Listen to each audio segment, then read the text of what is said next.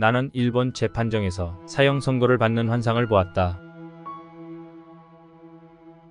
1898년 조선에 들어온 캐나다 선교사 로버트 그리어슨이라는 인물이 있습니다. 당시 30세의 의료 선교사였습니다. 그 의사가 빈대 등에 물려 생사를 오가던 중 환상을 본 것입니다. 그리어슨은 주로 함경도 지방에서 사역했습니다. 훗날 대한민국 정부로부터 교육과 개화운동의 공로로 건국훈장 독립장을 받은 인물입니다. 1905년 어느 날 그리어슨은 선교구역인 함경도 지방 순회 선교에 나섰습니다. 일제가 만주 진출을 하던 그런 시기였습니다. 그는 순회 선교 중 어느 주막에 묵게 됐습니다. 그 주막은 일주일 전만 하더라도 일본군들이 야전병원으로 사용했던 곳이었습니다. 그런데 그가 그 주막에서 하룻밤을 자고 난 후 열병에 걸려 운신을 못했습니다. 그리어슨은 그때 상황을 이렇게 수레했습니다. 어지럼증이 수반되는 악몽과 같은 순회 여행을 마쳤다. 나는 수일 동안 아팠다. 그러다가 놀랍도록 회복되었다. 나는 여전히 침대에 누워 쉬어야 했음에도 아주 건강하게 느껴져 다시 순회할 수 있을 것 같았다. 그렇게 호전된 상태로 9일을 지내다가 또 다시 누워야 했다. 이제 나는 진단을 내려야 했다. 재발성 열병이었다. 이것은 아주 치명적인 병으로 감염된 침대 빈대 등 진드기로부터 전염되었다. 교회 앞으로 도움을 청하는 소식을 보냈다. 그날 점점 체온이 높아져 41도씨까지 올랐다. 그리어슨은 그 혼수 상태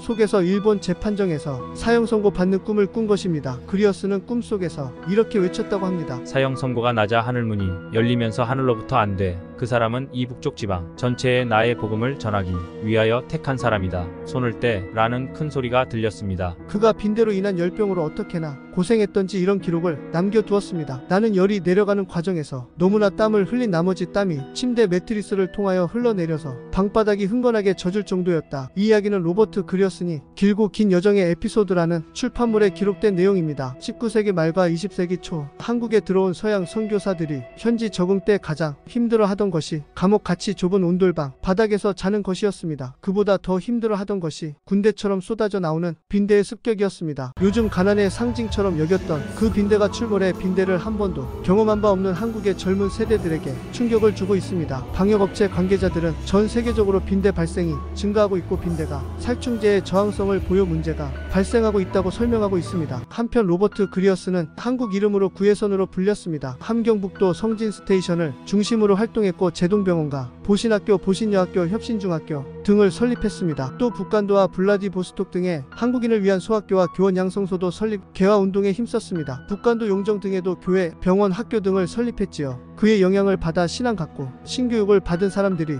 윤동주, 문익환 등 근현대사의 인물들입니다. 함경도 지방 3.1만 세운동 등을 주도하고 부상자 등을 돌본 그리어슨은 은퇴 후 캐나다로 돌아가 토론토에 살면서도 불쌍한 한국 유학생 등을 도왔습니다. 그리고 6.25 전쟁이 나자 성진에서 월남한 사람들에게 구호금을 보내기도 했습니다.